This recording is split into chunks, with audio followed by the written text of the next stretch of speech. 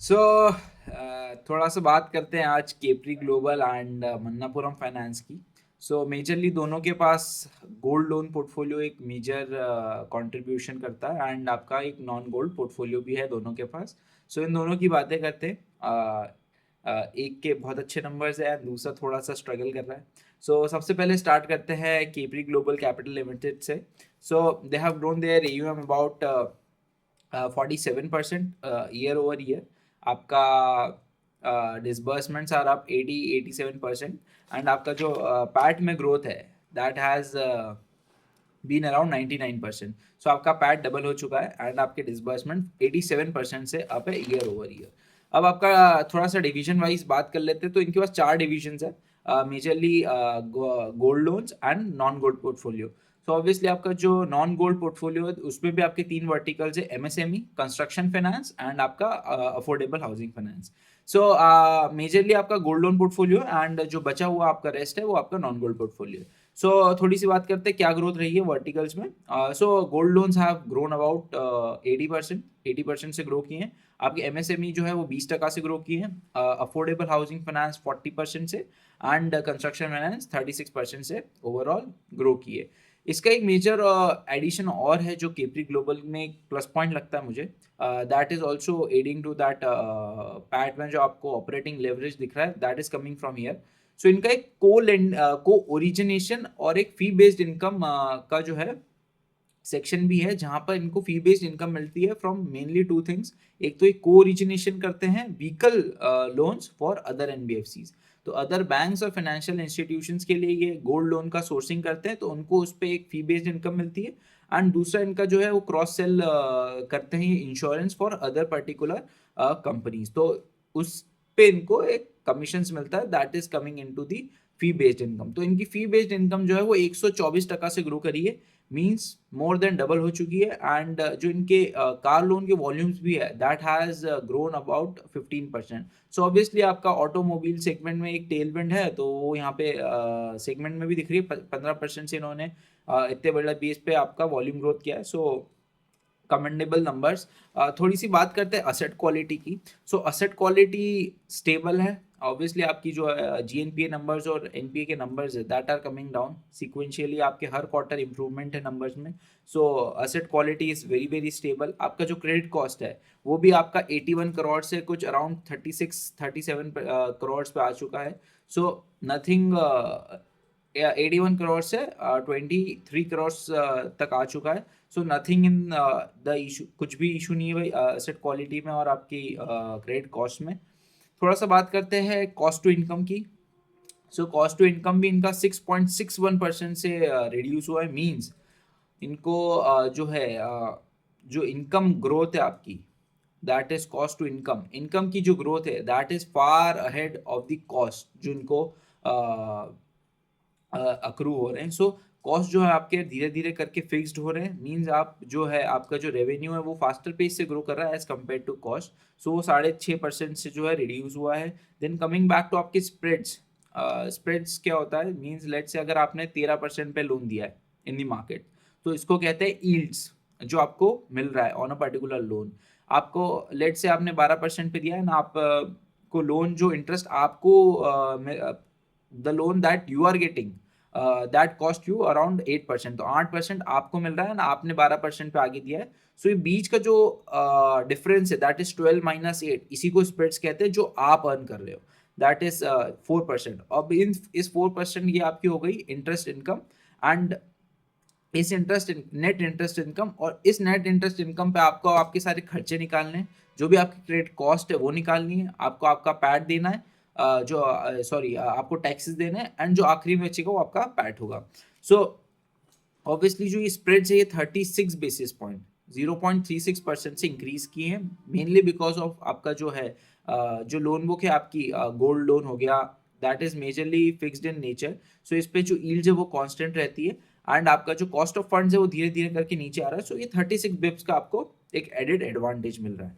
Coming back to आपके ROA और ROE के नंबर्स, तो आरओए आपका has inched up from 2.8% to 4% and ROE आपका 12.5% से 15% पे आ चुका है।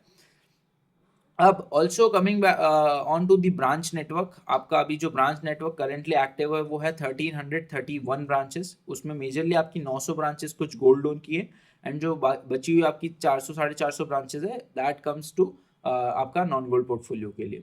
अब इनका जो टारगेट है 107 ब्रांचेस इन्होंने Q3 में ऐड करी, एंड अब इनका जो टारगेट है अगले 3 से 4 साल के लिए वो है अराउंड 750 टू 800 ब्रांचेस की नई ऐड करेंगे अगले 2-3 साल में। मेजरली ये भी गोल्ड लोन ब्रांचेस होगी। ये आपका कुछ होगा तमिलनाडु रीजन्स में, आंध्र प्रदेश रीजन्स में, उड़ीसा, उत्तर प्रदेश। सो आपका ईस्टर्न रीजन, आपका थोड़ा सा सेंट्रल रीजन और आपका सदर्न रीजन में ये ब्रांच एडिशंस होंगे। बात कर लेते हैं अभी इनका total portfolio. So it's around 28,000 crores और they are targeting around 33,000 crores by this year end. And जो ये टारगेट है इनका for the AUM growth for the next 2 years for FY28 that is around 55,000 crores का, और by FY32 they are targeting around 1 lakh crore का AUM।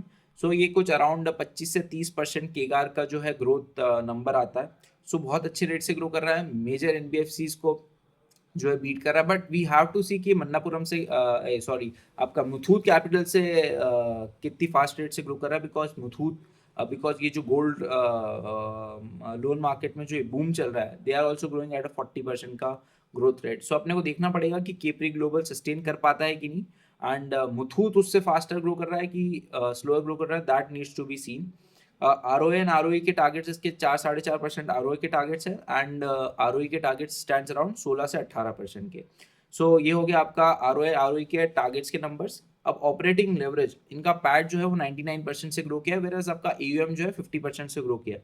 सो इनको clearly एक operating leverage मिल रहा है। आपकी जो कॉस्ट टू इनकम है, जो आपके खर्चे हैं वो आपके मेजरली अब जो है वो फिक्स्ड होते जा रहे हैं, एंड आपकी एफिशिएंसीज बढ़ती जा रही है। अगर मैं आपको एक नंबर दूं यहाँ पे, दैट इज गोल्ड AUM पर ब्रांच, मीन्स आप एक पर्टिकुलर ब्रांच से कितना पैसा जो है वो लेंड कर रहे हो, that has inched up from 9 crore per branch to 14 crore per branch. तो ये 5 करोड़ का जो एडिशनल जो आपका AUM बढ़ा है पर ब्रांच पिछले 1 साल में, उस पे आपके जो खर्चे थे, अगर एक पर्टिकुलर ब्रांच आपने खोली डे 1 पे आपके खर्चे होना स्टार्ट हो चुके हैं, बट आपकी जो AUM की ग्रोथ है दैट इज जो है बहुत अच्छे रेट से हो रही है। सो ऑब्वियसली ये जो 5 करोड़ का जो आपका डिफरेंशियल जो आ रहा है, इसका जो मेजर पोजीशन है वो आपका पैट में फ्लो करेगा। सो इसकी वजह से आपको एक एफिशिएंसी मिल रही है। एंड दूसरा इनका जो है मेजरली ऑपरेटिंग लेवरेज का फैक्टर है, that is fee based income. Obviously fee based income में आपको ज़्यादा कोई मेहनत नहीं करनी पड़ती।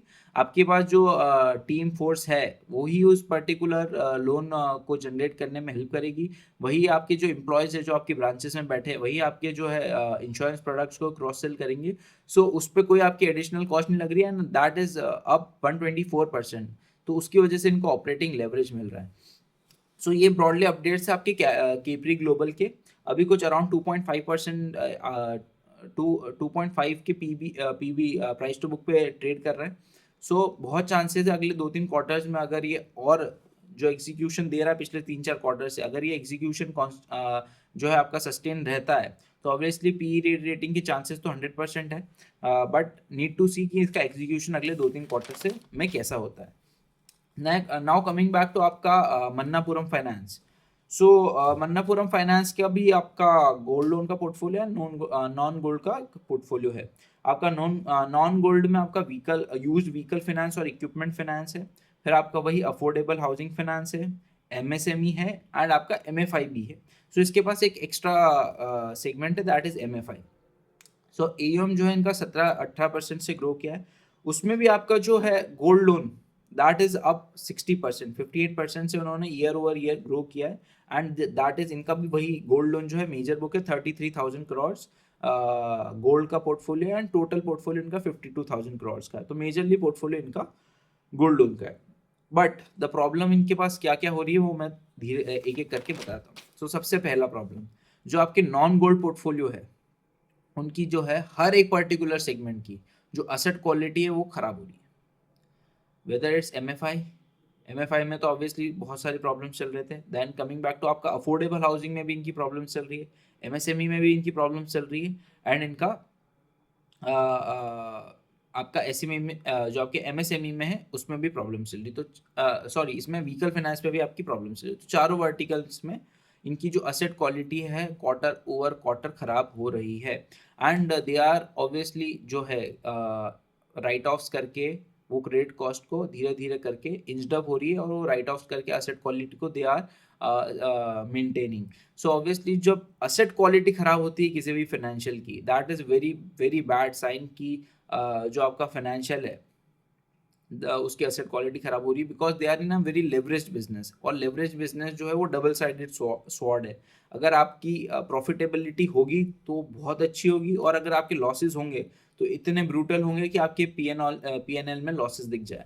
सो ऑब्वियसली वी वांट किसी भी एक financial if we are taking, तो हमारी क्रेडिट कॉस्ट जो है वो स्टेबल हो, एंड असेट क्वालिटी जो है वो धीरे धीरे इंप्रूव होनी चाहिए, खराब नहीं होनी चाहिए। That are the most two important factor जब भी कोई भी एनबीएफसी अपन एनालाइज कर रहे हैं। So that's one thing. Now coming to आपका जो ये आपका non gold portfolio, that is MSME, vehicle finance, फिर आपका हाउसिंग फाइनेंस और एमएफआई, चारों जो है वो हाई यील्डिंग सेगमेंट है as compare to gold loans. Gold loans में आपकी कुछ 18 से 19% की यील्ड्स है जिस पे आप लेंड करते हो, एंड जो आपके नॉन गोल्ड पोर्टफोलियो है उसमें जो आपकी यील्ड्स है वो 22, 23, 24% तक जाती है। सो हो क्या रहा है, इनका जो नॉन गोल्ड पोर्टफोलियो है ना वो धीरे धीरे करके रिड्यूस हो रहा है, क्योंकि ऑब्वियसली जो क्रेडिट कॉस्ट खराब हो रही है ना, तो now management is focusing to curve this down, and आपका जो असेट आपने लेंड कर दिया है पैसा उसको आप रिकवरी के में आपका एफर्ट्स डाल रहे हो। सो एफर्ट्स वहां शिफ्ट हो गए, एंड आपका जो ग्रोथ है इसमें एयूएम में वो डिक्लाइन हो गया। आपका नॉन गोल्ड पोर्टफोलियो 32% डाउन है ईयर ओवर ईयर। आपका एमएफआई उसमें से कुछ अराउंड 52% डाउन है। आपकी जो एमएसएमई की कस्टमर्स है वो 26% डाउन है। सो ऑब्वियसली आपका जो पोर्टफोलियो है नॉन गोल्ड का, जो हाई यील्डिंग पोर्टफोलियो है, वो 32% डाउन है, जिसकी वजह से आपके जो नेट इंटरेस्ट मार्जिन है, द नेट आप पैसा कमा रहे हो, वो भी धीरे धीरे डिक्लाइन कर रहा है। तो उसके बावजूद भी जब आपका गोल्ड पोर्टफोलियो 60% से ग्रो किया है। So that is another point. Third point, इनका जो है आरबीआई ने कुछ इंटरवेंशंस किए, and they are bringing a new promoter, and because of that इनको जो है ब्रांच एडिशन का जो अप्रूवल है वो अभी होल्ड पे, एंड बिकॉज ऑफ दैट जो है इनकी जो ब्रांचेस है ये एक भी ब्रांचेस ऐड नहीं कर पाए पिछले 1 साल में, और उसकी वजह से आपकी जो नए कस्टमर्स की जो एडिशन होना चाहिए वो नहीं हो पा रहा। सिर्फ आपकी जो गोल्ड प्राइसेस में जो राइज है उसकी वजह से आप पर्टिकुलर एक अगर 1 किलो पे आप पहले 1 लाख रुपए दे पा रहे थे, तो अब 1 किलो पे आप 2 लाख रुपए दे पा रहे हो। सिर्फ उसकी वजह से आपकी जो प्राइस इन्फ्लेशन हुआ है कमोडिटीज में उसकी वजह से आपका एयूएम ग्रो कर रहा है, बट आपकी जो कस्टमर्स की ग्रोथ है वो सिर्फ 1% है। एंड बिकॉज ऑफ दैट जो अगले ईयर्स या अगले क्वार्टर्स आने वाले हैं वहां पे वो ग्रोथ कैसे आएगी, दैट इज अ थोड़ी सी नेगेटिव बात है कि वो ग्रोथ कहाँ से आएगी। That is a problem for investors की how the company will be able to grow in the coming future, क्योंकि आपका जो दूसरा नॉन गोल्ड पोर्टफोलियो है वो भी धीरे धीरे करके डिक्लाइन हो रहा है। So asset quality declining, credit cost increasing, big no. Then आपका ब्रांच एडिशन नहीं हो रहा, बिग नो। देन आपकी जो हाई यील्डिंग असेट्स है वो डिक्लाइन कर रहे हैं, big no. So overall things can turn positive for them after Q1 और Q2, बिकॉज इन्होंने अपना जो है strategy they have plan, and they are planning to focus majorly on gold loans. So अब ये जो है इनका फोकस मैनेजमेंट का is coming back to gold loans, जहाँ पे यील्ड पे फोकस करेंगे। देन ये आपका ब्रांच एडिशन पे फोकस करेंगे, एंड नंबर ऑफ क्लाइंट्स जो आपके हैं गोल्ड लोन में उनको इंक्रीज करने पे फोकस करेंगे, नंबर 1। नंबर 2, आपका जो व्हीकल फाइनेंस है और जो आपका एमएसएमई है, अभी तो इन्होंने धीरे धीरे करके वो जो एयूएम है उसको बंद कर, व्हीकल फाइनेंस में तो इन्होंने डिसबर्समेंट्स बंद कर दिए, एक्स्ट्रा एडिशनल लोन अभी दे नहीं रहे, एंड आपका एमएसएमई में भी स्लो डाउन कर दिया। तो हाई यील्डिंग एसेट इनका स्लो डाउन हो रहा है, and that will pick up after Q1 जब इनके प्रोसेसेस और इनकी जो टीम्स है वो रेडी हो जाएगी, नंबर 2। नंबर 3, जो इनका एमएफआई वाला डिवीजन है उसकी एसेट क्वालिटी धीरे धीरे करके इंप्रूव हो रही है, बट उनकी जो अभी इम्पेयरमेंट कॉस्ट है वो अगले 2-3 क्वार्टर्स आ सकते हैं, बिकॉज उनको राइट ऑफ करने पड़ेंगे अगर वो आगे जो एमएफआई जो आपके पुराने लोन्स है वो आगे स्टेज 3 में और आपके एनपीएस में फ्लो होते हैं। तो सो क्रेडिट कॉस्ट आपकी अगले 2-3 क्वार्टर्स में इंच्ड अप रह सकती है। असेट क्वालिटी आपकी स्टेबल कब होगी, डोंट नो। आपकी ग्रोथ कब आएगी, डोंट नो। एंड चौथा एक और पॉइंट इसमें जो है, जो नेगेटिव है, दैट इज आपका जो सीईओ चेंज की इन्होंने बात करी सबसे आखिरी में कॉल में। सो दे आर सेइंग कि इनका जो सीईओ है वो भी चेंज होने वाला है, सो इनकी मैनेजमेंट टीम भी चेंज होने वाली है। So that is a very very negative for the company अभी। सो एक दो क्वार्टर्स ट्रैक करते हैं कि कैसा क्या ग्रोथ प्रोस्पेक्ट्स रहता है, कैसा क्या टर्न अराउंड रहता है, कैसे एसेट क्वालिटी बिहेव करती, क्रेडिट कॉस्ट क्या कहाँ किस डायरेक्शन में जा रही है। उसके बाद we can think of investing in Manappuram, because Manappuram अभी कुछ 2 के अराउंड पीवी पे ट्रेड कर रहा है।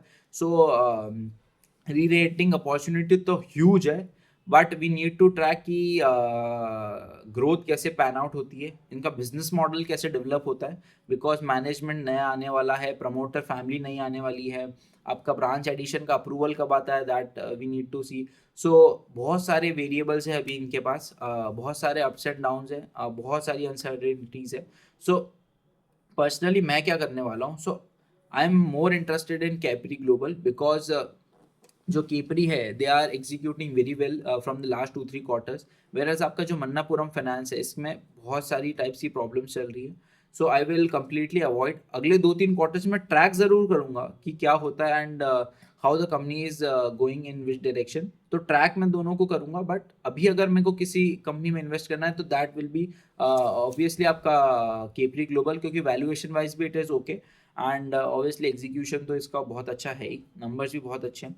सो दैट जो है अपडेट्स थे आपके मन्नापुरम पैन कैपिटल कीपरी ग्लोबल पे। इसमें दो कंपनीज और है सेम स्पेस में जिसके पास gold and non gold portfolio है, दैट इज म्यूथूट। उसका अभी तक रिजल्ट्स नहीं आया। फेड बैंक आ गया, फेड बैंक पे मैं जल्दी वीडियो बना दूंगा। सो ये थे अपडेट्स, एंड थोड़ा सा मन्नापुरम को अब अवॉइड करके चलते हैं। अगले 2-3 क्वार्टर्स में देखते हैं कि कैसा क्या टर्न अराउंड होता है, क्योंकि ऑब्वियसली पीबी तो अभी कम ही है, 2 के पीबी पे ट्रेड कर रहा है। सो री रेटिंग की अपॉर्चुनिटी तो है, बट ग्रोथ के बिना कूदना डज नॉट मेक सेंस, क्योंकि ऑब्वियसली लेवरेज बिजनेस है। सो अपसाइड भी है, डाउन साइड भी है। So we need to track it in the coming quarters and then we can think of investing in Manappuram. वरना अभी KP global is good investments and valuation भी fair है। सो ये थे दोनों पे अपडेट्स। मैं आपको नेक्स्ट वीडियो में मिलता हूँ, तब तक के लिए बाय।